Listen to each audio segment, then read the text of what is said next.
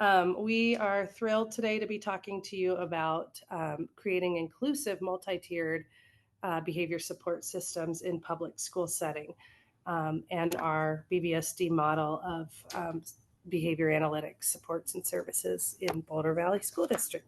So Shelby's going to kick us off. All right, guys. We love to be in person. This is a little bit funny, and so we're going to just try to make the best of it. We can't see all of you, but we wanted to start with taking a little baseline, maybe just personal baseline on how are we showing up today? How are we feeling about this content? We've had some amazing speakers already. Maybe you're already feeling a little bit more energized, but we're hopeful that by the end of this that we're all feeling a little more on the number 7 line. Kelly and I both share an extreme passion for this work, and we hope that together we can all be feeling a little closer to number 7. All right, so Christy introduced us earlier, but just to give you a little bit more about who we are as people. We both work in Boulder Valley School District. That's our day job. But we have other passions and things that kind of define who we are. So I've included a picture here. This picture is of me and some of my colleagues from Pathways to Inclusive Education. We did some work in some private schools in India, and I fell in love with India. It's a real exciting place to be. And some of my side work is in that country. So I'm stoked about it. And I thought you might want to see my picture of me in India. So that's me. And my name is Shelby Roberts. I have had, we could talk through our long history of work in schools, and oftentimes it might sound just like the next guy. So I decided to share with you my buddy Gus. He has this innate ability to bring joy just by his presence. And that is, if I could see all of you today, that is what I'm hopeful that you walk away with, just a different sense of joy and approach to this work. And yeah, I'm truly honored to be here today, and let's get going. All right, Boulder Valley School District is where we're coming from. We don't necessarily want to fully encourage everybody to come hang out in Boulder, although it is a beautiful state and place to be. It's getting a little full over here. No, but it's beautiful, and we are truly we're just really blessed with the experience that we get to have surrounding us. So Boulder Valley School District is serves about 30,000 students, and in about 56 schools. There's a range of some charter schools and some different realms within that, but that we serve 56 schools total. We have about 3,500 students, about 12%, who are served through their IEP, and about 370 as of now in autism, which is a growing number here in Boulder. And these are a little bit about the communities that we serve, just to kind of ground you guys in where we're coming from. All right. So to ABA or not to ABA? This slide makes me laugh a little bit because you might be considering whether or not you want to include or expand ABA in your district. And I work with some different people in different states. And so I know that different states have varying, and different districts even, have varying interest in expanding applied behavior analysis in the school setting. But we really want to start this off by inviting you to shift your lens from whether or not we're going to do ABA to what contributions ABA might already be making in your district. As we know, those of us that are behavior analysts, the science of behavior is everywhere. It's in good quality instruction. It's in social skills. It's everywhere we look. So thinking about that, I'm just going to do something that's a little bit boring, but I want to read some definitions to you because I want you to think about what I just said, which is what practices and systems and initiatives do school districts already do that have overlap with applied behavior analysis. So check this out. This is the definition of MTSS: a systematic continuous improvement framework in which database problem solving and decision making is practiced across all levels of the educational system for supporting students. Sounds a lot like ABA to me. It is it actually sounds a little bit like OBM to me, which is just, applying the concepts of ABA to a system. So that's MTSS. PBIS, which you're familiar with if you're a school leader, but if you're a behavior analyst that isn't in a school, you might not be familiar with this. But it is defined as evidence-based three-tiered framework for improving and integrating data systems and practices affecting student outcomes every day. So both of those concepts are very important to know if you're a behavior analyst who's looking to move to a school, and really capitalize on the common ground of what those two initiatives have in common with ABA. It's going to be your foot in the door, and it's going to be the best way to enter versus having it be something separate. And then if you are an administrator, you really should know that both PBIS and MTSS were kind of born out of applied behavior analysis and the science of behavior. All right. A little silly that I come into the screen like that.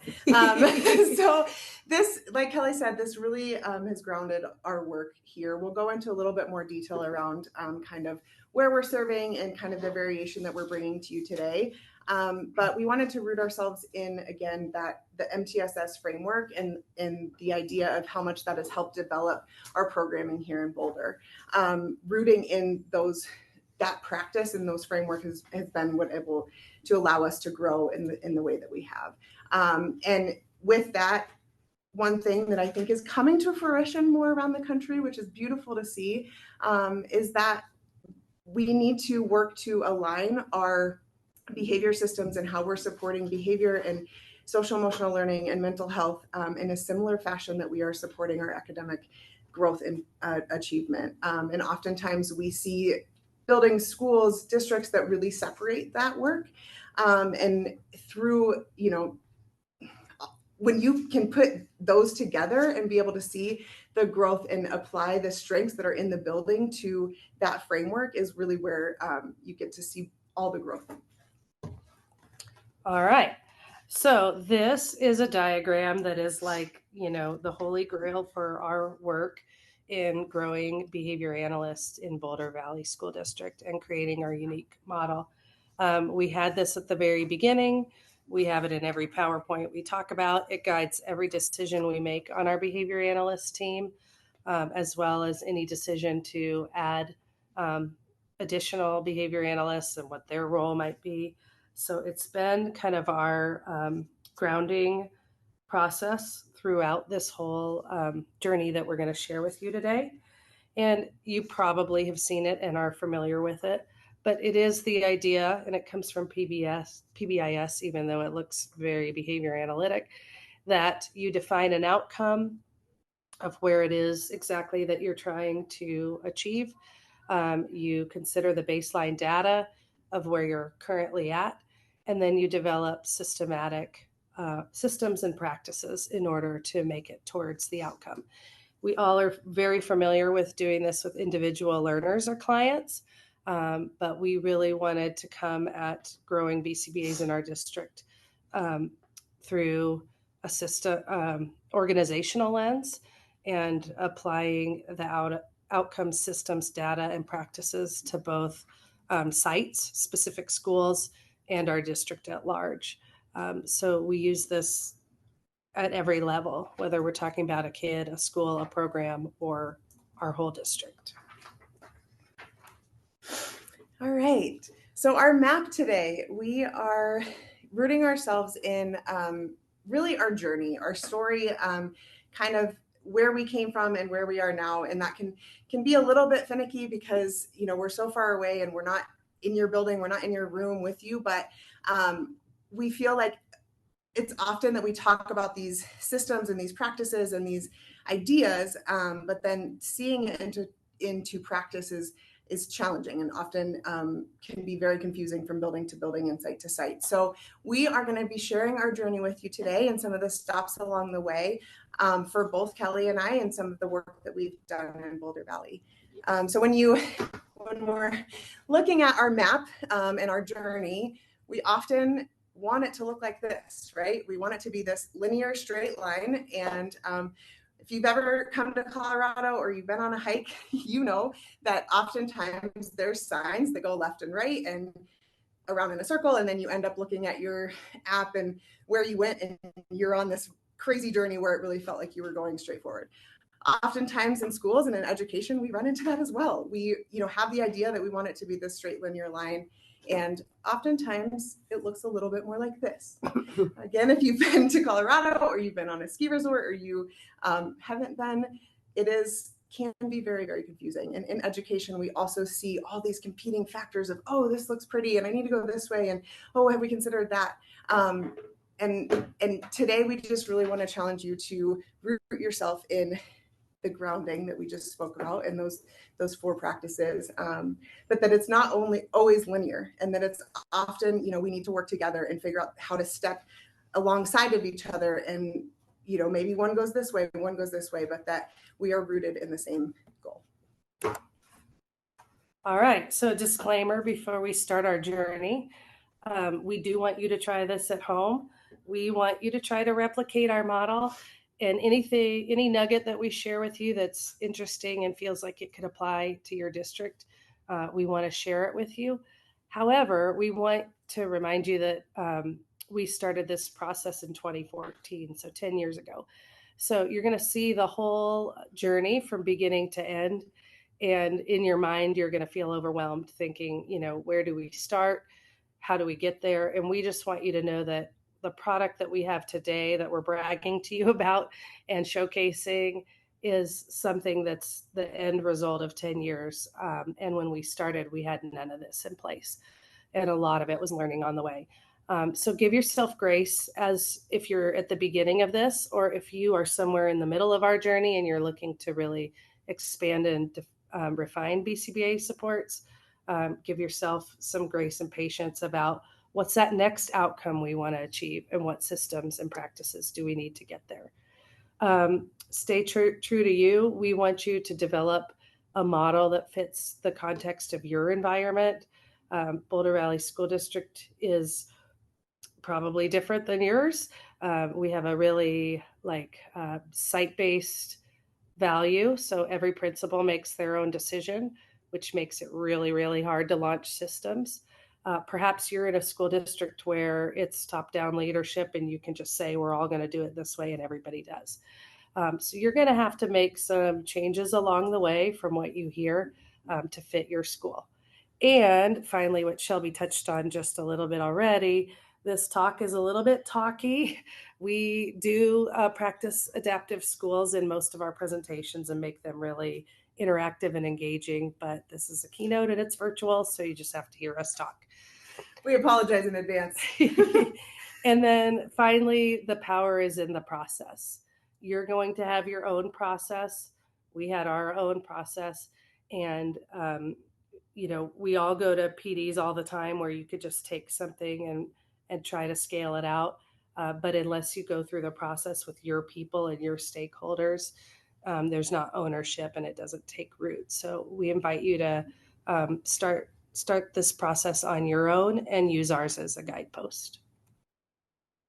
And just to touch back on that really quickly, when we think about, looking at the trail path and these stops along the way, something that really resonates with me, I don't know if any of you have heard of James Clear and the Atomic Habits. Great book. If you haven't dove into it yet, highly recommend. But he speaks to that we don't rise to the level of our goals, we fall to the level of our systems. And so when you have those systems in place, your goals are going to happen. So that's just another rooting in that process and making sure that is present in every step that we take. All right. Sorry that I keep leaving and coming back, but I need to review my next talking point while she's talking. So bear with us. Okay, so just to give you a little idea of our baseline state when we started this work in 2010, we had 2 behavior specialists in our district. That was our title. I happen to have been one of them. I'd been practicing since 2000. I don't know what just happened. Okay, I'm going to keep going unless somebody tells me different. Okay. So we had two of us. You know, to be honest, I was probably practicing ABA and didn't even know there was a profession called board certified behavior analyst until my special ed director encouraged me to pursue it. And then when I started the supervision and classes, I'm like, oh, there's actually a science to all the things that I have intuitively been doing for the last 20 years. This is interesting. So that was kind of our starting point. We did have two specific classrooms for learners with intensive needs related to autism. They were schools within or classrooms within a school, but largely self-contained, and we didn't have any day treatment or private or separate schools, but they were not very inclusive. And we were increasing our out of district placements. And I don't know how much, we'll talk about this in the budget, how much they cost in your state, but an out of district placement to a facility school for autism in our state is anywhere from $60,000 to $80,000 a year. So that was kind of where we started. And I'm coming from a little bit of a different lens today. I did not have the opportunity to start with Kelly here in 2014, but I have been, practicing in the school setting, for close to 2 decades, which is a little scary. But it's truly been a passion. I've been in different elements of the school setting across from, special education to instructional coach around social emotional learning and some leadership opportunities within there as well. So, coming into Boulder Valley, I had a little bit of a different lens. I was brought in to support a school who had recently been identified into turnaround. And so, looking back at the people that were speaking earlier today, this is really aligned because behavior analysis absolutely has a place, and behavior science is truly in everything that we do. So the baseline that I was coming from is that I was supporting a school who just recently got into the turnaround status in 2018. And so I'm going to be pulling not as much because I know you guys just worked through a lot of that with the other presenters, but I'm going to be touching on that throughout the time of how that applies maybe to the school leadership lens or to this building lens from the turnaround status in that way. All right. So I think it's important before you switch that we just note that we are coming at it from two directions. We were just remarking yesterday at how complementary our work was because Shelby was working in a turnaround school kind of from the inside out, and I was working at the Ed Center kind of from the outside in, and we were both doing this work in parallel. We didn't always know, I think, what the other was doing, but we knew we were rooted in the same principles of ABA. So I think it's interesting to think about if you're going to launch this in any way, to making sure that you are both coming at it from a strategic down level, but also from feet on the ground, practical application level up at the same time. Yeah, and I didn't touch on that other bullet. I did want to share that Boulder Valley School District is identified as the highest achieving district in the state. Back in 2018, we did have the largest achievement gap because of that high achievement, but then also we had a school that was in the bottom 10%. So that achievement gap is a big place for us to lean into and to where we started to root ourselves in this work. All right. This is you. Stop number 1. No, you're good. Oh, you go ahead. So these little icons are going to be our stops along the journey and kind of indicating stop number 1. Okay. So we were thinking at the very beginning of this journey, really defining and making sure that your values align with where you're headed is really kind of the prerequisite for this work. So our district had done a lot of work with Rich Villa and Jackie Thousand around inclusion, co-teaching, and things like that from about 2000 to 2010. He'd come and supported many of our schools in developing the co-teaching model. And so that was kind of the foundation of these conversations. In our district, we have a very strong value of inclusion. We practice universal design for learning, and we rely heavily on people like Shelley Moore, who speaks specifically to aiming for the outliers and then hitting all the kids. So she does a little bowling analogy about how when you have a 7-10 split in bowling, which is like a pin on either side, that you're going to actually aim for the outlier in order to clear all the pins. So the same is true with kids. And I think BVSD had kind of that foundational belief that all kids deserve a free and appropriate education. And that if we put some time into pre-planning for what the variety of needs might be, we might support all learners.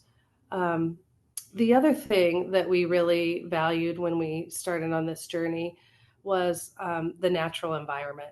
Having kids in the community be in their community school versus at a separate setting. A lot of our families that had kids in site facility schools or private autism schools were coming back and saying, you know, our kid is imitating or learning some of the inappropriate things that they're seeing in their current setting. So we believe that the best place to develop a skill and maintain it and generalize it is in the natural environment, which is our school community setting.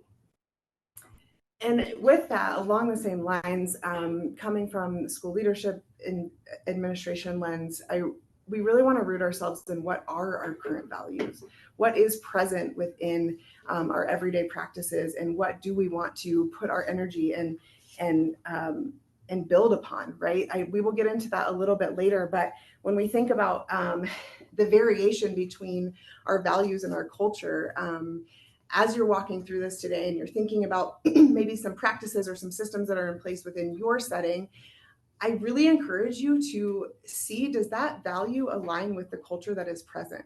When you think about the values that we see, and as a human being, we really invest in our personal values, right? That's human nature.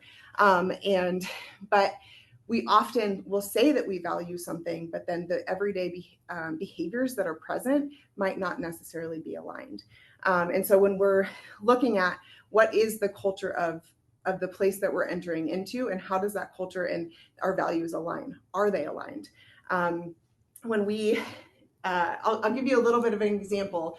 When I started within this building that I was talking about earlier, walked in and there was a lot of conversation around our agreements and all the things that we agreed as a building. I was like, awesome, let's figure out what those things are. Quickly learned that there was about 27 different programs, philosophies, ideas, things that were in this we agree to. But then even on top of that, within those agreements, there was a little bit of a variation, because when we have 27 things rolling at the same time, we can't do hardly any of them to fidelity. Maybe we can, I don't know. But in that case, we definitely had a lot of just competing factors and different values that were present within that setting. And so narrowing that and really defining what are our values as a building, what are our values as a team, as a clinician, any of those things. And that guides your next steps and really roots us throughout our entire time today. Because then that can catapult you to building that culture and inclusion that we were speaking about earlier. All right, stop number 2. So this has to do with evidence-based practice. And I should say that having like the most progressive and up-to-date practices in schools. So in about 2010, we started having private treatment teams, BCBAs, SLPs, etc., attend IEP meetings with our students. We have a really highly resourced parent population, and many of them had a home treatment team or a BCBA at home. So the BCBAs would come to our IEP meetings. They would be met with resistance, mostly because our psychologists and social workers were probably the stakeholder that had the most knowledge of behavior, and they were not understanding the BCBA's technical language. They were not feeling like the home team might have considered the educational setting, and that our goal really is for learners to access education versus other priority behaviors that might occur in the home. So they were being met with resistance. The outside providers intimidated the inside providers, and we started thinking to ourselves, wow, it would be really nice if we had our own insider expert to tap into or pair with a psychologist to make them feel more equipped to be in these meetings, and also to make the families feel a little bit more comfortable that their recommendations of their outside treatment teams were being applied to the school setting and aligned with what they were doing at home. The next thing is that we had two large autism facility schools open up in our county. One was the Temple Grandin School that is tailored specifically towards learners with autistic learners that don't have significant behaviors but have high ability to focus intently on uh, special interests and things of that nature. So, like a rigorous academic setting, almost kind of like a 2E type private school. And then the other one was the Joshua School, which exists in Denver, and um, there was a campus in Boulder. It's not here any longer, but all of those places opened up, and a lot of our families were thinking that they would prefer for their child to be educated in those private facilities. And so we were kind of having to deal with a lot of requests to have the school district pay for or educationally place the learner in those settings, and thought to ourselves, we need to have something that mirrors this in-house in order to support our learners. And coming from, the shifting to the lens of the building in a little bit of a different perspective, when you think about aligning those evidence-based practices, I know that there are a lot of BCBAs in this room, and I hold that close and near to my heart as well. But I also know that sometimes when we work with schools and we see people present, that sometimes our BCBAs might have a little bit of an ego coming into the school, and that we really do have the science behind this behavior, and so it's reasonable, and at the same time there is a lot of that gray area within the setting of a school, which can be extremely challenging. And so one thing that we really encourage you to do is just really meet people where they are. When there is we know how to apply that science and the science of behavior to an evidence-based practice that might already be present. If I would have come into those 27 list of things that we agreed to and said, nope, this is what we're doing because I know the science and I know that this is what's going to help, I would have not gotten anywhere. They would have quickly dismissed me, and that would have been, I wouldn't be here today probably. But when we think about how can we invest in those people that are present in the ideas and the evidence that's already present within our buildings, and then make sure that that is how we align and that is how we root ourselves as we're moving forward. I know that when you root in the evidence and you are always putting that to the forefront, there's less, gray area. It's really defined and it can be really aligned with how we move forward. So with that, we really started to define very similarly to the way that they did that at the high school in the previous presentation, that we really looked at what is present in our building and how can we root ourselves in those practices that are present for our academic interventions and the supports that we have there, and how can we bring that into our social emotional learning and our behavior practices as a whole. So rooting ourselves in our evidence as we go along, and then moving on. Yeah, what you said just made me think about, like, early on, Shelby's school was practicing an evidence-based universal tier classroom management practice, but there was some discourse in the staff about it. We've never seen that anywhere, right? So when she came in, she was in support of what they were doing and thinking the work would really be around refining and getting them implementing it with fidelity. But what she learned is they didn't really want to do it. They weren't bought in. So they shifted to something that probably didn't have as strong of an evidence base, but everybody was bought into doing it with fidelity. So I think that's what she's talking about, when sometimes you have to decide to do a lesser version of data or a lesser version of the intervention. Because if you can choose to do a variation, you're going to get it done 100% with fidelity. Whereas if you're doing it the way you want it, it will just be lost because people will focus all their energy on resisting it. Absolutely. Applying that science to what you know, that science, you know, to how to apply that to something that might not be your first choice or what you would bring to the table. But the building as a whole, having that their values invested in something was what really catapulted us forward. All right, cool. Okay, stop number 4. And hopefully you didn't notice we skipped stop number 3. We don't know why, we just did. All right. Okay, so I already mentioned, go ahead. No, I was just gonna make sure, go ahead. I already mentioned that we had 2 behavior specialists. But what we decided was that we were going to have both of those people take the courses in supervision on the job and develop them out as the leaders of the behavior team, and that we would then grow additional behavior analysts after that. So there was a 2-year period of us just getting our credential, and our director was very wise to make a long-term investment in keeping us versus just posting for BCBAs. He actually said, let's take the people that are already here, already know our schools, already doing this leadership, and give them the credential they need. Within 2 years, we decided to add 2 additional BCBAs, and these people would be focused on site-based supports. So we had 2 autism classrooms and plans to open 3 or 4 more.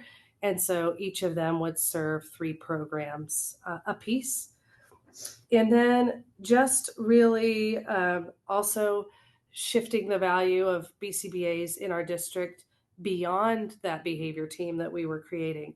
So we took our psychologist job description and we added to it BCBA preferred. We took our social work job description, BCBA preferred. So just adding that preference as a credential to many of our openings allowed us to hire a few people. We have, I think, 5 or 6 people right now that are just serving in like a psychologist or counselor role, but they also have, or a teacher, but they also have their BCBA, which helps us multiply our efforts. And so when you think about, it's really funny that I just popped back into the screen, but defining those roles and what that does for a human being, what that does for the addition of somebody that might be new. I know that we've seen a really, really large increase across the country of adding in some sort of social emotional learning specialist, a behavior specialist, a BCBA, a dean, there's a long list of variation there. We also know that it's growing very rapidly. And oftentimes we've seen in our experience that sometimes people come in and there's very much a competing factor of who's doing what. And it gets really confusing really, really quickly. And one thing so as somebody's coming in the door, if you are a clinician or if you are a school leader, the value of bringing your team up to speed on who's doing what, it can be so freeing. It can be so refreshing. It can be one of the most powerful things that you can do, because when we define those roles, we have clear expectations and we have a clear understanding of what we are asked to be doing. And sometimes we've seen that behavior analysts might be coming in the door, but have had clinical experience or some experience within the school, but they have not yet defined exactly what their role is in that building or within that setting, within that team. And so taking the time to really identify who's doing what, and at this point, it's not super defined, and that's okay. And so we are at that place where we're seeing some of that confusion, and it might be some of it rooted in just the unknown and not knowing where and how to place people. And so going back to the values, and when we allow for somebody to invest in their own values and what is a strength of theirs, they innately have a sense of belonging. And when you think about, we often look at schools and their culture and the interactions. And I know that we talked earlier about a lot of students in the hallway. in a turnaround school, I had a very, very similar experience. Coming in the door, there was a lot of students in the hallway. And, there was a lot of reinforcement happening from people in the building. And so rather than thinking about that and saying, nope, we're done, no more interaction, the relationship is not, whatever you could say, we shifted that lens to how and where are we providing that reinforcement, and how can we lean into that person's value, and they bring such joy and reinforcement to the building, but maybe we just need to redefine how and where that is happening in order to keep students in the classroom and reinforce what our hopes are and what their goals are to grow as a learner. And so we think about like somebody who is invaluable to your program, to your system, is going to act invaluable. That like hits me really hard, because you think about how can I bring that sense of value to whoever. That doesn't mean that you need to be the supervisor or the building principal. I often think about, I stay pretty far away from the word administration. You'll notice that I do that, and it's kind of just become part of the way that I've seen and what I've experienced. When we think about an educational setting, those of you who are familiar, we often see that there is a lot of leadership within a school building, a lot, even down to the buddy that just happens to always be in the wrong place at the wrong time, right? That there's a lot of leadership there. And so how can we put our values and invest in those things that are in place in order to grow those people? They're going to be leading in one way or the other, right? They're going to be maybe going down a path that isn't aligned in our shared values, that isn't part of our 90-day plan or our goal as a building. And so how can we invest in those people in order to really align that? And how can we continue to pull back on what are the systems and how are we supporting them? So I know that previously we talked a little bit about 90-day plans. This was really, really supportive in thinking about, okay, this is our role. This is our next 90 days. And then it becomes like a little bit more achievable. And you can put, similar to how somebody in special education is familiar with putting in objectives. We had a 90-day plan. Within those 90-day plans, we had really clear objectives for each one of the people that were on our leadership team or on our behavior support team of what's coming and how can we see the evidence that it's there. With that, we also have to pivot, right? We know that sometimes we'll set these really lofty goals and we fall to the level of our systems. Thanks, James Clear. But that if we have those shorter 90-day plans, that we can pivot as we need to, but still have the same aligned, venture or goal towards the end. Yeah, go ahead. Budget. All right.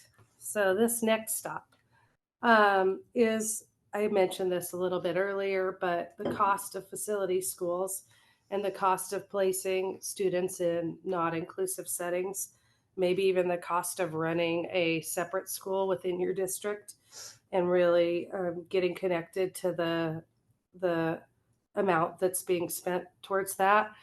The next thing was really about the rate of return. So oftentimes when we had a learner that we would place in a separate school, they were there for the remainder of their academic career.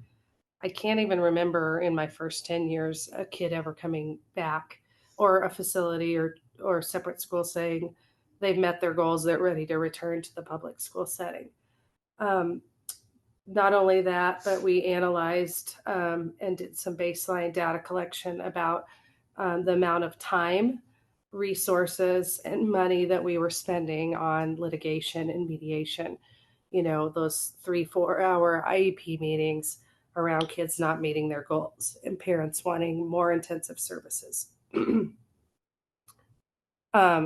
We had regular turnaround of our intensive teachers. So we might hire an autism or affective teacher, and the next year they were gone and we were starting from scratch. So there's a crisis, as you know, across the country of filling those positions that are highly intensive, like autism teachers, affective needs teachers, etc. Even paras, we're really seeing a lot of crisis in terms of filling para positions.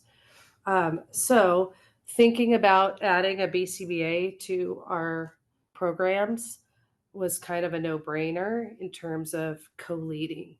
So all of a sudden now I was a teacher alone in my isolated autism classroom, but now I have a co-program leader in a BCBA attached to me, and what that does for morale and people's interest in being retained and staying in their job, to just know that they weren't alone. So when we developed our model, we had a value of adding more expertise versus just more people.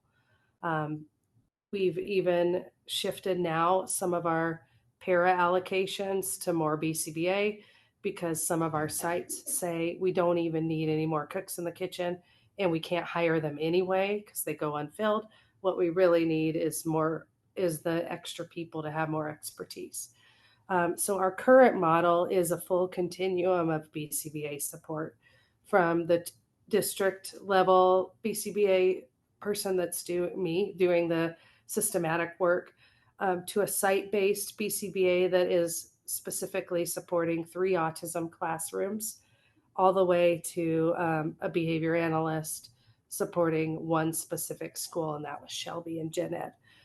So we tried to develop a continuum that could, where any learner in need of behavioral supports could tap into a BCBA in a different way.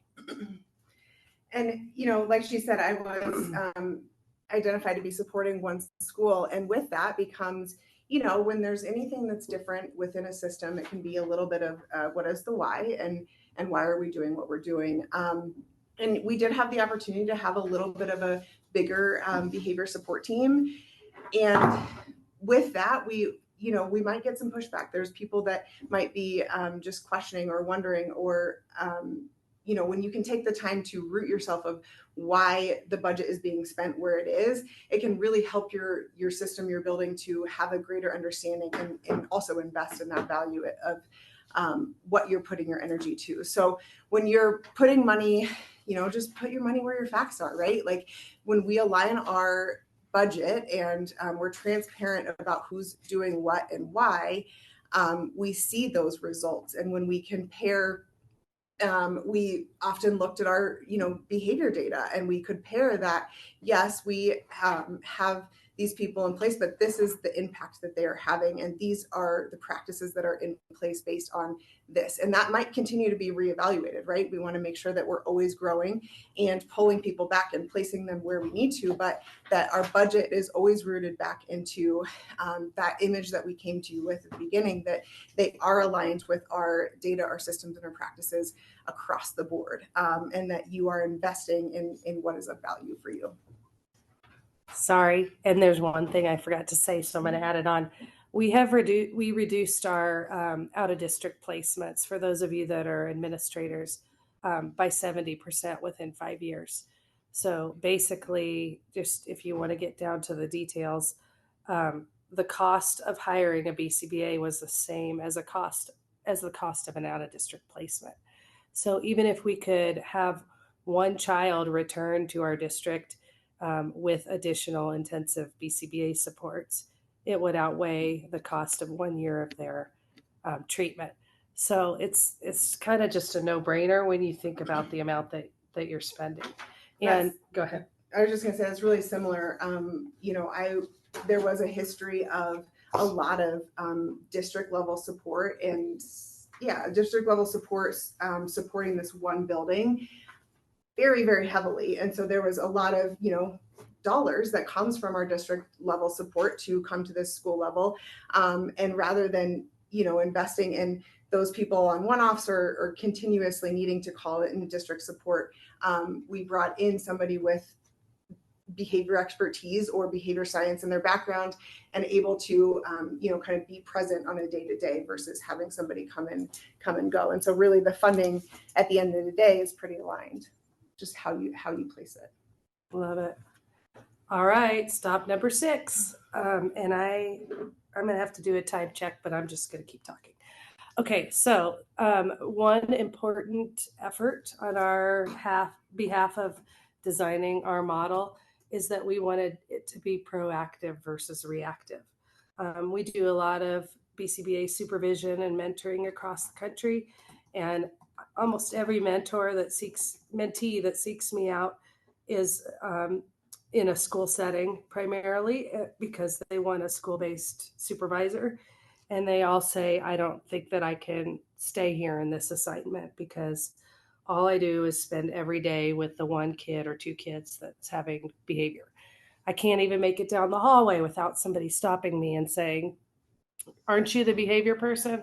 Come over here and deal with this kid. The issue with that is that you never get in front of things. And any moment, the proactive is just 1 second before the reactive. And so we wanted it to be something that where our BCBAs actually had a proactive role and weren't just stuck in a calming room with a student. Um, so we were mindful of that in how we define their role. So rather than putting them on the service grid, like the IEP service minutes, like we would with SLP or OT or psych, we rolled it out as a consultative model. So while they were assigned to the autism classroom and would be there a day and a half a week, and they would be working directly with kids, coaching, modeling, behavior skills training 100% of the time in the classroom with the kids direct. Um, their role was to build capacity of the other adults present, the paraprofessionals, the special service providers, and the teacher. So we started off with our first 3 BCBAs just kind of saying, you shouldn't be alone in a room with a kid. If you're alone in a room, it means you're not expanding or building the capacity of anybody else. So that was introduced with forethought as we rolled out our model. Now, granted, we are all team players, so I'm not going to just walk by the learner in the hallway that's having behavior and not allow support if I have expertise. But we wanted to channel their role in a way that they felt like it was meaningful beyond reactive. So they do professional development of all of our paras. They do professional development at the district level. We paid for them to get developed in different areas and have some parts of their job be not student specific. I just noticed in the chat that there's a lot of, wow, I know that. That's my everyday. I get that. Very many of us have probably had that experience or experiencing it currently or have come across it in some capacity. And my experience was very similar. There was a lot, I mentioned that there was a lot of students in the hallway and more than I had ever seen. Like not just the same crew that happened to be in the hallway often. It was a vast range from kindergarten to 5th grade, preschool even at times. Like it was just, when you actually look at it, it was like, oh, this is, we had the values of trauma-informed practice. That was a lot of conversation that we had. But we actually had a culture of exclusion. The culture really of exclusion was what was present in our day-to-day behaviors. And there was people that were just dismissing and they were being sent to the office. That, had a big factor of how many people were in the hallway. But then there was also this, I'm out. and there was just, kids in the hallway because they wanted to go see somebody, they wanted to hang out. And so we noticed that there was this culture of exclusion and a value of trauma-informed practices. And so we took a step back and said, how can we approach this from a proactive angle? And how can we support the value of trauma-informed practices and really inform our practitioners, our teachers, our students of what that means and what that looks like? I'm not going to remove that relationship from you, but I might redefine that and put a space for it in a little bit of a different lens for you. And so we really encourage you that if you are in that place, that it's okay to take a step back and go slow to go fast. We tend to want to solve all the problems at one time. That's just in our nature as a behavior analyst and as a school leader. But when we take a step back and figure out how we can support the universal practices as a whole, we have that ability to grow and ebb and flow throughout that framework. When we, I often think about the example of driving, and that we learn the facts and we learn the expectations, we learn the environmental cues that are around us as a driver. We don't need to know that in Denver it might look a little bit different than Boulder. I don't have somebody saying, okay, the expectation is the same. I don't have that person. I don't have the advantage of having that person in my ear, but I do understand the environmental cues that are around me and the universal expectation that is present in order for me to drive and not get a ticket, right? And so when we think about that as for our learners and how we approach how we are supporting behavior practices or our access to academics, when it is a universal and aligned goal and definition and operationally defined, that can help somebody to rise to that occasion. If I'm driving and I think that the speed limit is 97, probably not going to be, but if I see that it's the sign is there and it's 35, it's on me because I know that I have broken the rules or not met expectation based on that. So when you look at that, I know it's a big picture lens of that, but really aligning across disciplines and understanding who's doing what can be so powerful. And when we think about going back to that value of trauma-informed practices and relationship building, but then having that culture of exclusion, we had to really invite everybody along the way, because that's a really sensitive and to your heart. It's part of who you believe you are as an educator.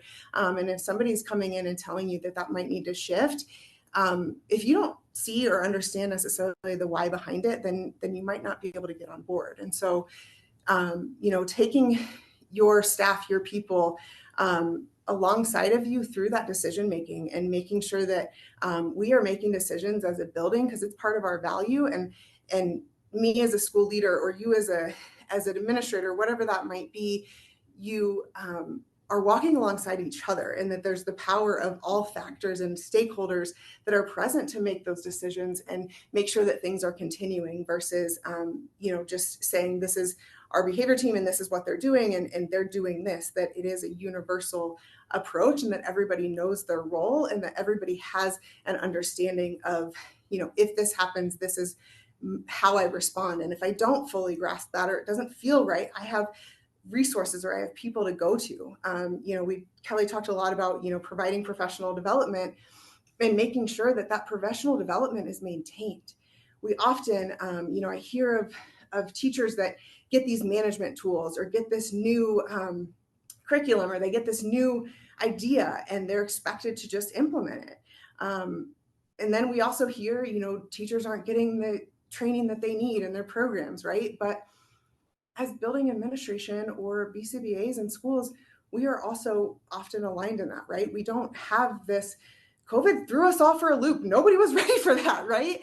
We have to approach schools in a different way, and that might not yet have been present in your school. And so it's okay to walk alongside your entire team and say, we're doing this together, we're learning this together, but we're going to root in this system, and we are going to root in these practices that are going to help us to take those baby steps and get to our end goal versus having 27 practices that some are doing and some are not, and some don't care, or they don't, they might just be confused at the end of the day.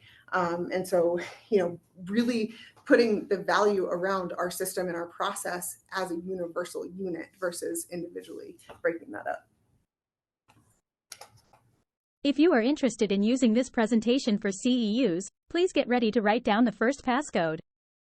The first passcode is 760032.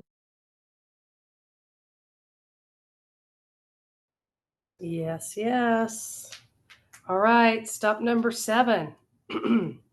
So this is, we've been doing a lot of bragging, but there was a lot of missteps along the way too. So we have to share those, of course, so that you don't make the same mistake we did. But we knew we were introducing a new discipline to our district.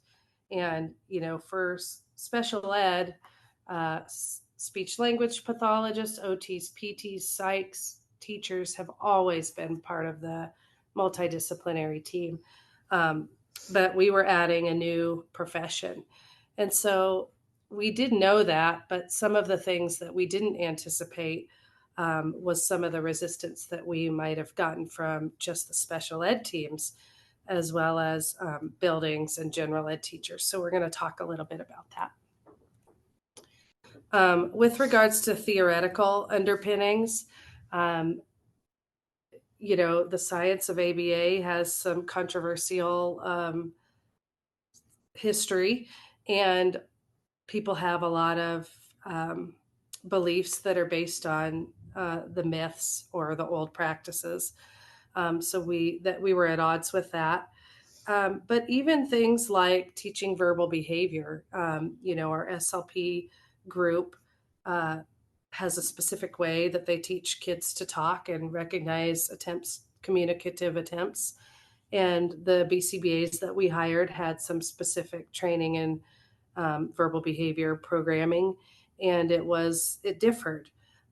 So introducing the new profession kind of put that on blast. Similarly, the multidisciplinary team, just psychologists not quite sure where the BCBA fit and where they fit, etc. So all of these things kind of came to a point, and what we did was decided to have some consensus work. So we got the different groups together that you see here, and we really had a dialogue of what is your profession? What are your current practices? What is your approach to student learning, and what do you value? And what's the scope of your expertise? So a lot of people were like, stay in your lane, you only do behavior. And it's kind of like, no, that's just a small, narrow idea of what a BCBA can do. So we actually know a lot about instruction. So we got together with these groups, the BCBAs and the SLPs, BCBAs and psychs, and really talked about the scope of their practice, what things they do that are complementary, that maybe have different names, and just finding the common ground of where we overlap and where we're different. And we've had to do this in so many iterations since we started. There's always a new thing that presents itself. So after we finished this work with special providers, then we launched into this work around curriculum and practices like trauma-informed practices. People would go to a training and then come back and say, well, they told us not to do any of these behavioral things because they don't work with kids that have had trauma. And so then we had to develop out a trauma-informed behavior PD in-house to help people understand the overlap between those two. And right now we have one of our behavior analysts, that's her specialty area, is just kind of bridging the gap between trauma-informed practices and behavior, and recognizing that they're not mutually exclusive. There actually is a lot of overlap. After that, we went into, we're launching some work around neurodiversity and what is neuroaffirming practices. So I imagine we're going to have to do this crosswalking of approaches again in that realm coming down the pike. And when you think about like adding those people in and making sure that everybody is present and understanding, you might have a different title in that language, right? But really putting that, where do I fall? Where does this person fall? And the same thing with our classroom teachers or our clinicians. We all have a different value and a different expertise that we can bring to the table. And so within that team, even if you might have a title, but you have the ability to focus on something, allow that to happen. And as the leadership team to look at how and where does that fall, and where can we make those adjustments if it's not aligned. Yeah. Just maybe speak to it. Oh, sorry. And then finally with Gen Ed, just really coaching our behavior analysts to think about the concept of instructional control. And one of the very first steps that we take with our clients is to establish ourselves as a reinforcer. And so when you enter the general ed classroom, you need to parallel that process. You need to be a reinforcer. You need to promote ownership and really capitalize on the things that the teacher might be doing that they're motivated to do that you could expand upon. We had some agreements that we were going to approach our teachers with 5-to-1 correct praise to correction ratio. Even if you walk in a classroom and it's a nightmare in terms of classroom management, you're still only going to tell them 5 things they do well and 1 thing that they might want to consider. So we wanted our BCBAs to be reinforcing, be what they want to see, meet people where they are, and start with the teacher's baseline. Okay. I just noticed somebody saying that stay in your lane, that it's something that you hear very often. We hear that. That comes the power of who's doing what and why and where, right? It can feel like it's a little bit redundant and like, it's, other assignments as defined is pretty common in education, right? In anything, but making sure that those things are defined for everybody in the system is really, really powerful. All right. So we now in our district have 26 autism classrooms. If you remember, we started with 2. And over the years, we've added like 1 to 2 every year since 2014. So it's kind of like if you build it, they will come. We have a lot of families that move here because they hear about our model, etc. And so we needed to develop some quality components or a systematic way to make sure that all of our autism classrooms were similar and one wasn't great and the other one sucked and that kind of stuff. So again, back to our outcomes data system practices, we needed to define what those quality components were. We decided that our autism classrooms would have 4 paraprofessionals, 1 teacher, 10 kids, and a 0.3 BCBA. So that's the model that I keep talking about. Somebody did just ask if we have RBTs in our district. That's not across the board. We do have some, and we're growing that population right now, but it's not a universal at this point. Yeah, and I think I'm going to talk about that a little bit with the current state, but our RBTs we have a pay increase if you get your RBT, but everybody's considered an intensive para, same role in the district. They just make more if they're an RBT. And we incentivize them just taking the 40-hour training. So you can get the raise even if you don't do the supervision and the test. Okay, so I'm going to say really quick. I just want to say from the lens of, when we're coming into a system, it's really easy to, like Kelly said at the beginning, this has been a 10-year process. And, we've taken steps in different directions along the way that we didn't anticipate. And but what has been so helpful is that rooting in the data systems and practices to get to our outcomes versus just having these lofty goals that we're really hopeful that we will lessen that achievement gap. We will, we had a significant challenge around significant disproportionality across our district and significantly at the school that I was at. And those things don't just go away, right? We set the goals, we set the systems, the processes, and the practices in order to address those outcomes as a whole. And I just really encourage you to, when we think about those quality components, it's a really nice way to allow you, your system, your program to compare itself to itself versus, well, Kelly Miller's out here doing this in Boulder and I want to get there.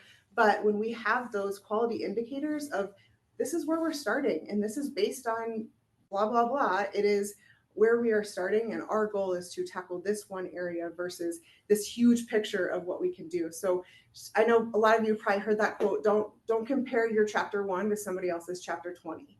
Allow those quality indicators to compare you to you. Right. So we use CDE, Colorado Department of Education, has some autism quality indicators. They have them for affective needs classrooms as well. And it's just 8 domains or 5, I can't remember exactly.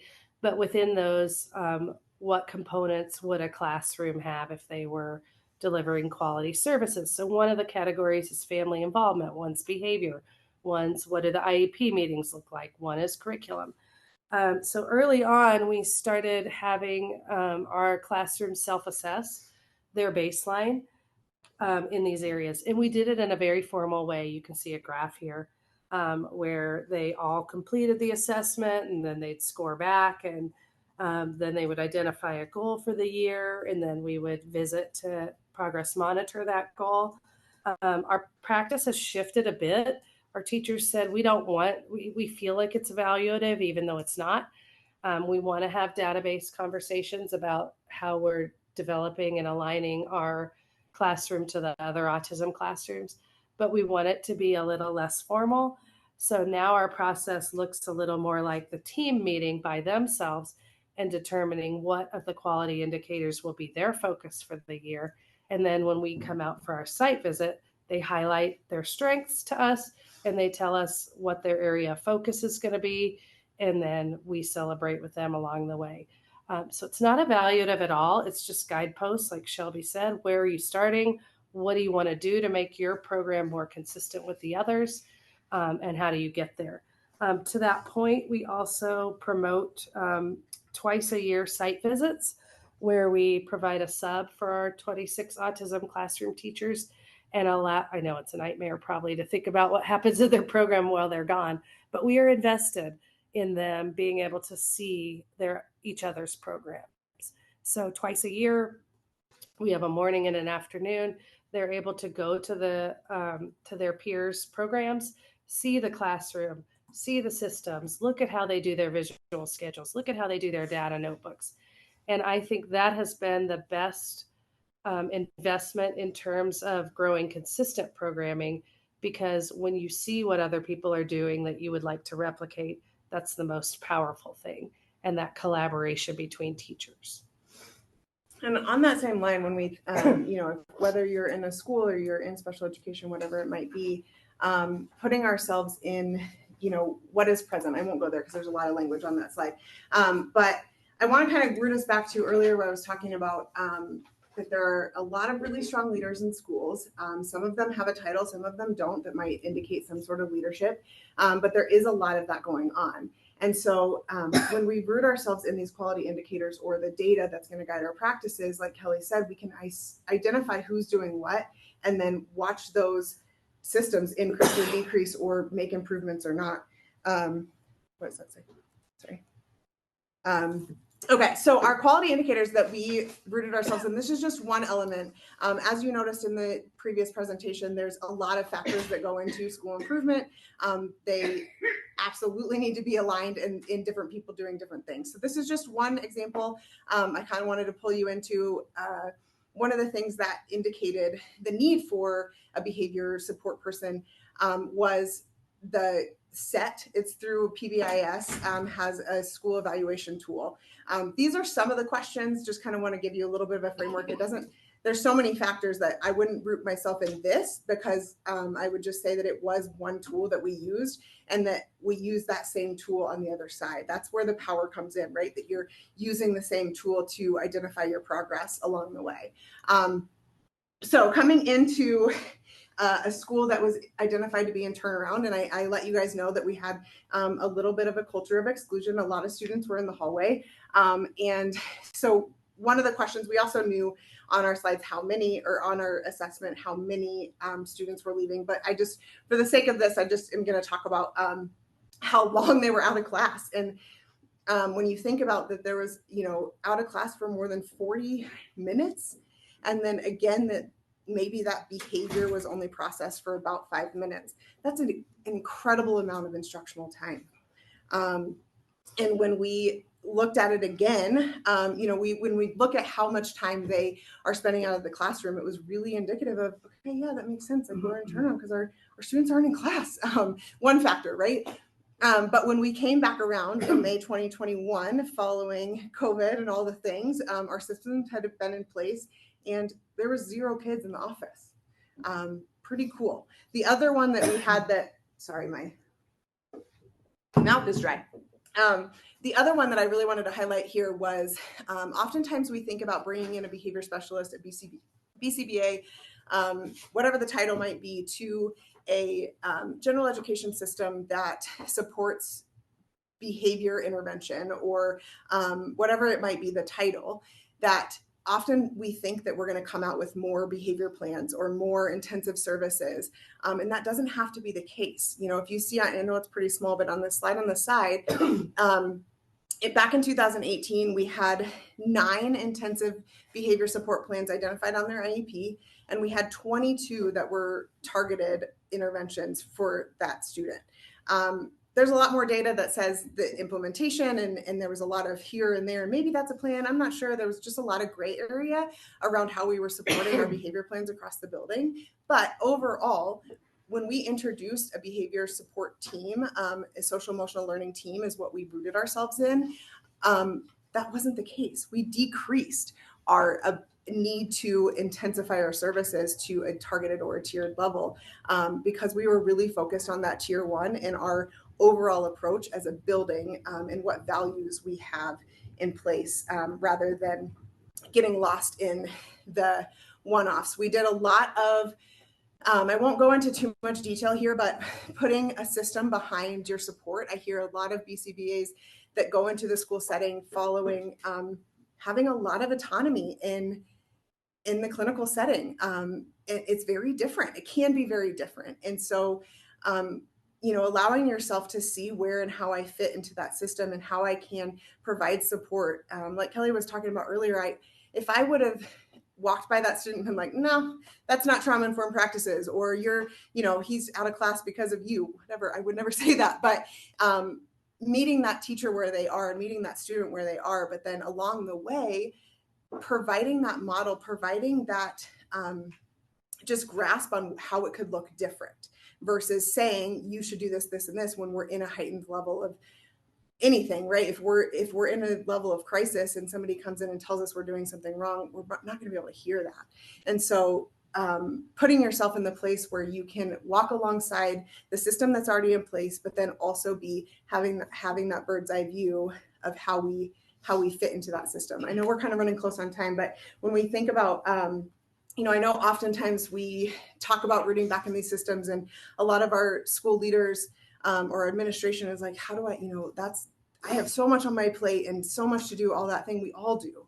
And so it's really identifying who within your system, like I said, there's a lot of leadership within education, and how and where you invest your time and finding that person that does have that skill that can root us back into the system, the process that might not be present is going to just allow for you to identify your strengths and that person to identify theirs, and then we grow together along the way.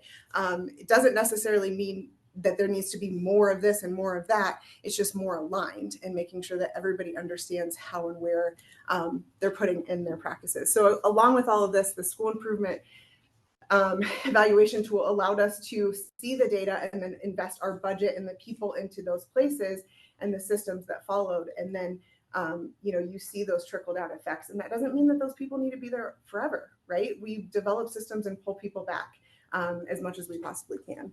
Oh, and she didn't tell you, but she has worked herself out of a job. She's not at that school any longer. And maybe we'll get to that on the next slide, I think. Okay. So just a couple of things we have 2 more vantage points we want to share with you in the next 10 minutes. But just to share with you a little bit of foresight on data-based decision-making and measures that we have available to us that really are important.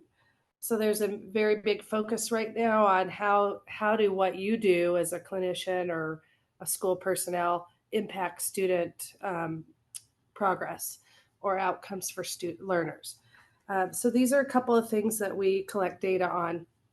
We started with a goal at the very beginning that we would reduce student behavior for any student that we supported in our programs.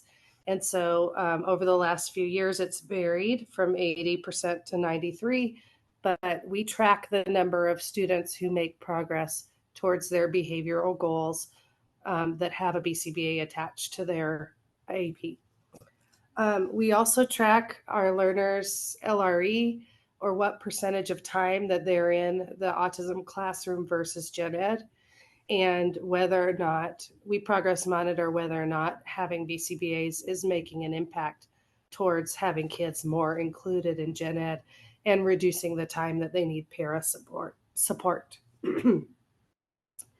We track a lot of other boring things like staff injury and how having BCBAs contributes to reduction in workers' comp claims. But all of those kinds of things to set up at the beginning so that you can make sure that you know you are making an impact. We also have set really lofty goals about exiting students from our intensive program into the resource model. And so we track that and we support teams in building the students' capacity towards independence so that they no longer need a para or no longer need even a programmatic autism teacher. So along those same lines, performance is really, at the end of the day, everything, right? It's what our school system currently is really hanging our hat on. And so when we think about performance and that growth that Kelly was just speaking to on the individual student level, we also can put that onto an individual staff member value, right? And that their performance, are they not necessarily in their performance of their evaluation, but are they able to perform? Are they able to engage in the ask or the goal that you have set for us? And if not, what's the why? And what can we put into place to help encourage and motivate and move that system along the way? We often think about education's always ebbing and flowing, right? It's always growing, it's always changing. And that's the way it should be. We should be evolving as things go. So when we say it's so different or whatever it might be, we have to invest in that. We have to be present in that it's always going to be moving. And so as a building leader or a leadership team, it's up to us to root into the way that we want to grow, right? They're going to be growing one way or the other. We know a teacher's going to keep going. And so it's up to us to make sure that we're rooting in that why and that we're aligned along the way. One of the things that we did do was we invited our staff, we invited our students for our principal to lead us through our data. So maybe it was similar to the data that you saw. We had a grade level that looked at, we're having a lot of challenges around recess. So, but no, it's not just recess. It's rooted down to football. Let's start a football club and put some definitions around there and have some captains and have some leaders. So, but that all came from that building overview of the data that was present and inviting the students to set those goals of, we are going to be in the classroom more often. We are going to be able to take ourselves to and from the lunchroom because we have the leadership, we have the autonomy to make it there without hanging out in the hallway, and because we've shown that. So using that data and inviting everybody alongside of, along the way is going to increase that value of, the shared values that you have as a group and move it forward. So performance at the end of the day is all we want to see. Unfortunately, it's really challenging, but allow yourself to see that performance of individuals versus, that big picture. So I'll share a pretty exciting some data or some information with you. Those of you that are familiar with the turnaround process and kind of overarching, this was back in 2018 when I was brought onto this school, and we were unfortunately identified in that turnaround process. And for those of you that don't know, it starts a 5-year clock of you have 5 years to grow, not just behavior, it's one aspect, right? But we are school improvement as a building. We are asked to improve that. And if not, then it becomes somebody else's job to solve that problem. So the turnaround process, this is where we were in 2018. And I'm very excited to say that in 2013 or 2023, this is where we were. And we also had a previous year that was also in that performance range last year. It was the 2 consecutive years in a row that we have been able to see that for this particular school since before the time of having data. So the power is there, and the power is in the process. There's not a silver bullet. We all know that. There's a lot of BCBAs that talk about needing to have a magic wand, or they want me to, they want a silver bullet, and so do you. We all do, right? And so put a lens on what can be the silver bullet. What is what we're working for, and how can we work together to get there? If you are interested in using this presentation for CEUs, please get ready to write down the second passcode. The second passcode is 847204. All right. So we're reaching the end of our journey, our last touch point. We thought we would share a couple more things about our current state that maybe would be interesting for you to apply or consider. One is we have a principal group.